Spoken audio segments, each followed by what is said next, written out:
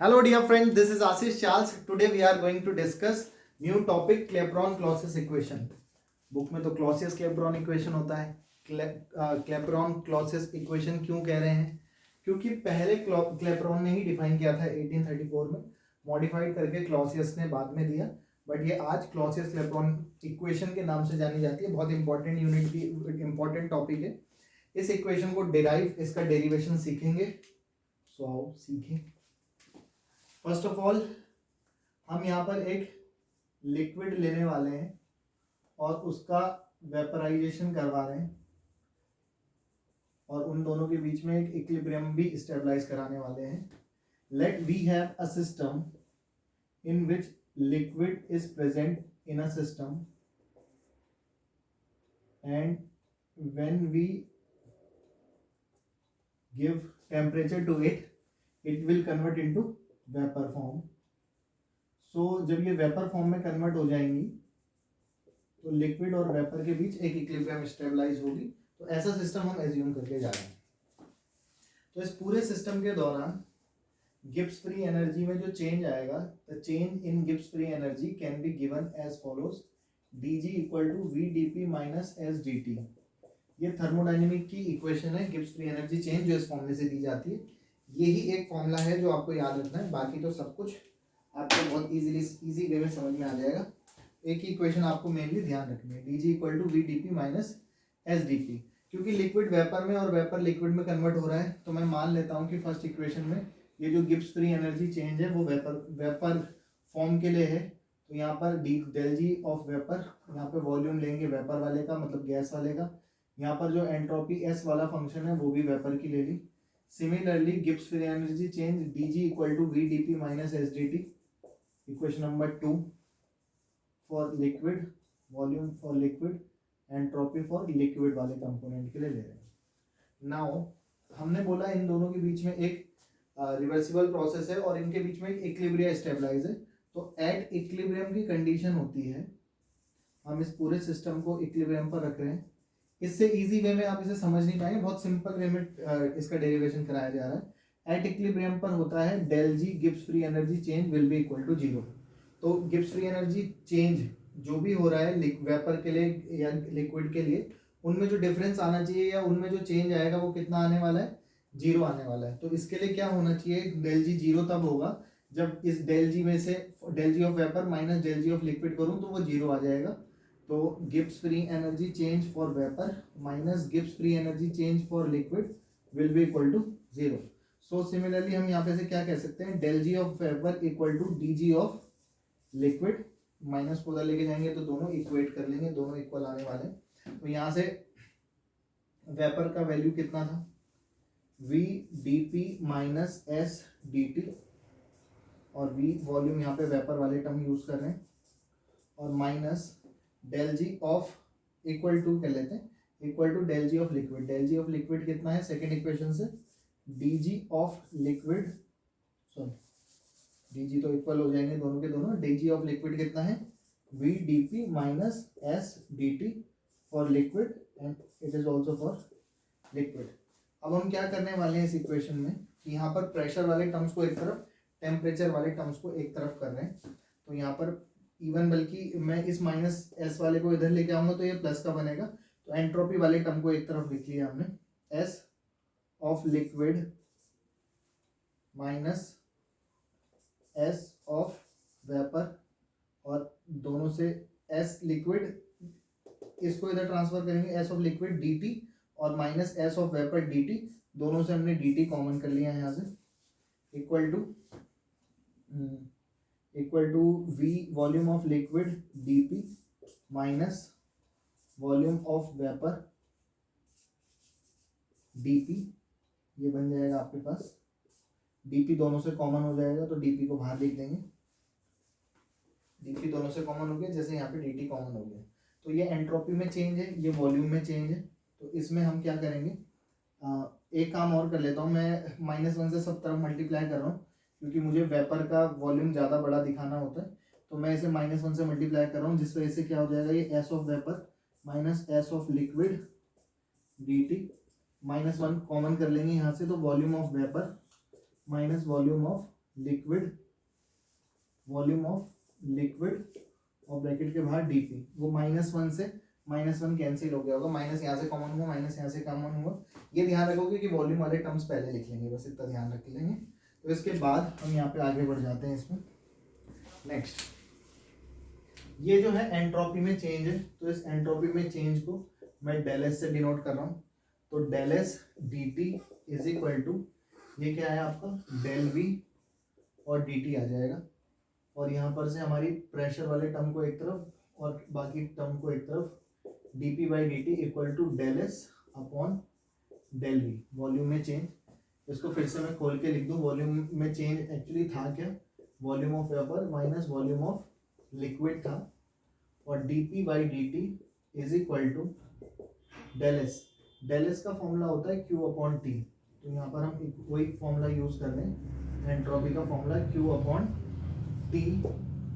ये ऐसा क्यों हुआ, क्योंकि del S equal to q upon T होता है। इस इक्वेशन को लिखेंगे और यहाँ पर लिख रहे हैं volume of vapour minus volume of liquid. तो ये तो एंट्रोपी का फॉर्मूला लगाया, dp बाई डी टी था, dp by D T equal to q, q है हीट, हीट को एंथैल्पी से भी प्रेजेंट करते हैं, तो del H upon T volume of vapour minus volume of liquid लिख लेता है ये। This equation is known as equation number 3 is known as Clapeyron equation.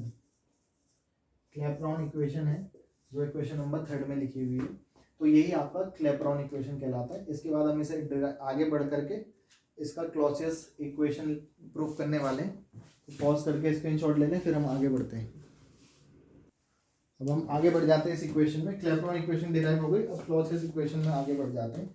यहाँ पर हम एक स्पेशल कंडीशन लगाते हैं, for more vaporisation, for more vaporisation. अगर वेपराइजेशन बहुत ज़्यादा अमाउंट में होगा तो ऐसा हो जाएगा कि लिक्विड वॉल्यूम में कन्वर्ट होता रहेगा, लिक्विड मतलब वेपर में या गैस में कन्वर्ट होता रहेगा, और धीरे धीरे लिक्विड खत्म होता रहेगा, ज़्यादा से ज़्यादा गैस बनती रहेगी। तो एक टाइम ऐसा आएगा कि लिक्विड का वॉल्यूम गैस के कंपैरिजन में बहुत ही कम हो जाएगा। दैट मीन्स क्या कहना चाह रहा हूँ मैं आपके पास, volume of vapour is very very greater than volume of liquid. जब वेपर ऑफ वॉल्यूम या गैस का वॉल्यूम लिक्विड के वॉल्यूम से बहुत ज़्यादा बड़ा हो जाएगा, तो हम इस लिक्विड के वॉल्यूम को इस इक्वेशन में क्या कर सकते हैं, नेग्लेक्ट कर सकते हैं। तो वही नेग्लेक्ट कर रहे हैं, now we neglecting the volume of liquid. Liquid का वॉल्यूम को हम नेग्लेक्ट कर लेंगे, तो हमारी इक्वेशन क्या बनेगी, इसको 4 पढ़ लेते हैं इस कंडीशन को। तो now from equation number 3rd and equation number 4th imply, 3rd और 4th से क्या मिलने वाला है हमको, dp upon dt will be equal to del H upon T, और ये जो है वॉल्यूम ऑफ वेपर, वेपर मतलब गैस है, हम सब जानते हैं गैस होता है। और यहाँ पे नाउ वी नो, हम बहुत समझदार हैं और हम जानते हैं कि ये गैस का वॉल्यूम है, और गैस की equation P V equal to N R T हमें अच्छे से पता है। तो यहाँ से वॉल्यूम निकालेंगे गैस का, तो कितना आ जाएगा, N R T upon P. Equation number 5th पढ़ लेते हैं, तो ये आपके पास, इसको 5th पढ़ लेते हैं, इसको हम 6th एज्यूम कर लेते हैं। Now from equation number 5th and equation number 6th implies that 5th और 6th इक्वेशन से क्या मिलने वाला है हमको, कि dp upon dt is equal to del H upon T, volume of vapour, volume कितना आ जाएगा हमारे पास, N R T upon P आना था, तो पी ऊपर ही चला जाएगा। अब यहाँ पर से हम इसे टी वालों को एक तरफ और पी वालों को एक तरफ कर रहे हैं, ये एक डिफरेंशियल इक्वेशन है, प्रेशर वाले टर्म्स को एक तरफ कर रहे हैं, तो डी पी अपॉन पी और डी टी उधर चला जाएगा, equal to del H upon N R और डी टी और अपॉन में T square. Now we will integration on both side, दोनों तरफ इंटीग्रेट कर लेंगे। ये डिफरेंशियल इक्वेशन को सॉल्व करने का तरीका होता है, पहले सेपरेट कर लो, टी वाले एक तरफ, टी वाले एक तरफ। Del H N R constant term है, तो इंटीग्रेशन से बाहर लिख देंगे, इंटीग्रेशन पे डिपेंड नहीं कर रहा है। तो basically integration on both side we get, जब दोनों तरफ इंटीग्रेशन कर लेंगे तो हमको क्या मिलने वाला है। तो प्रेशर पढ़ लेते हैं, माना कि P1 से P2, पहले स्टार्टिंग में प्रेशर P1 था, बाद में P2 हो गया, टेम्परेचर T1 था और टेम्परेचर T1 से T2 हो गया। लॉग एक्स का डिफरेंशिएशन होता है वन अपॉन लॉग एक्स का डिफरेंशिएशन वन अपॉन एक्स का इंटीग्रेशन जो होता है वो लॉग एक्स होता है। तो नॉर्मल एक्स की जगह पी चल रहा है तो लॉग पी, लिमिट आ जाएगी P1 से P2 तक equal to del H upon N R और इंटीग्रेशन करना है। तो पहली बात तो हम इसको ऐसे लिख सकते हैं T1 से T2 लिमिट और t की पावर -2 dt। मैं इसे रब कर देता हूँ फिर आगे बताता हूँ। इंटीग्रेशन का सबसे बेसिक फॉर्मूले से सॉल्व होगा। इधर तो आपने पॉज करके स्क्रीनशॉट नोट कर लिया होगा।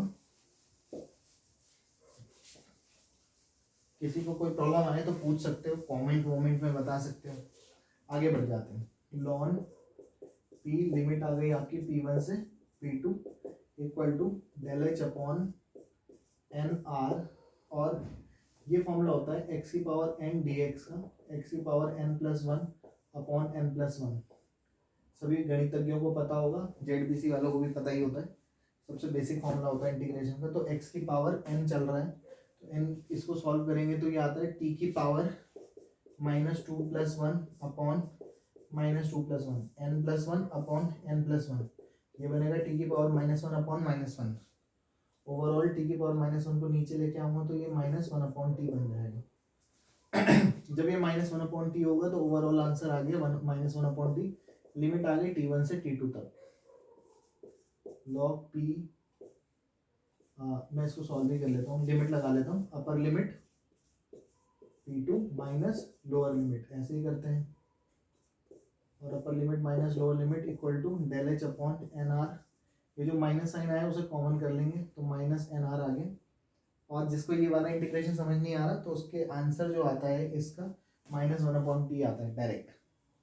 इतना याद रख सकते हो, minus del H upon N R, और लिमिट लगाएंगे 1 upon upper limit T2 -1 upon T1। ये जो माइनस साइन था वो मैंने बाहर कॉमन कर लिया तो ये आपका आ जाएगा। और आगे बढ़े तो log m minus log n, formula होता है log m upon n। Minus sign फिर से कॉमन कर लेंगे तो del H upon N R 1 upon T1 minus 1 upon T2। ये नेचुरल लॉग है। कैलकुलेशन करने के लिए जो लॉग टेबल है वो 10 बेस पर काम करती है, तो इसे 10 बेस पे कन्वर्ट करने के लिए 2.303 से मल्टीप्लाई करते हैं तो 2.303। अब नेचुरल लॉग 10 बेस वाले लॉग में कन्वर्ट हो गया equal to del H upon N R 1 upon T1 minus 1 upon T2 आ जाएगा। 2.30 से 303 से दोनों तरफ डिवाइड कर लेंगे तो log P2 upon P1 will be equal to del H upon 2.303 nr 1 upon T1 minus 1 upon T2। ये जो इक्वेशन है that equation is known as, इस इक्वेशन को कितनी पढ़ ली अभी तक हमने? 6, इक्वेशन नंबर 7। तो equation 7 is known as Clausius ने जो मॉडिफाइड किया था 1850 में, क्लॉसियस क्लेपेरॉन इक्वेशन। किसी को किसी स्टेप में प्रॉब्लम हो कमेंट करके बता सकते हैं। होप आपको समझ में आया होगा। बहुत इजी वे में समझाने की कोशिश करी मैंने। बहुत कुछ देखा था, बहुत कॉम्प्लिकेटेड सा था। इजी स्टेप में आपको याद रखना है, सिर्फ एक ही फॉर्मूला याद रखना है, DG equal to VdP minus SDT। बाकी सब उसी की मैथमेटिक्स से हो रहा था, थोड़ी बहुत मैथमेटिक्स कैलकुलेशन से हो रहा है बस, बाकी कुछ है नहीं। बड़ी इक्वेशन है, बड़ा टॉपिक है, इंपॉर्टेंट टॉपिक है, लेकिन लेंथी है, बट स्टेप बाय स्टेप सीखोगे तो हो जाता है आराम से। पॉज करके स्क्रीनशॉट ले लें, बाकी जी लो अपनी ज़िंदगी। नेक्स्ट क्लास में पियेंगे आप लोगों का खून। Have a good day, goodbye, good night, शुभ रात्रि, टेक केयर।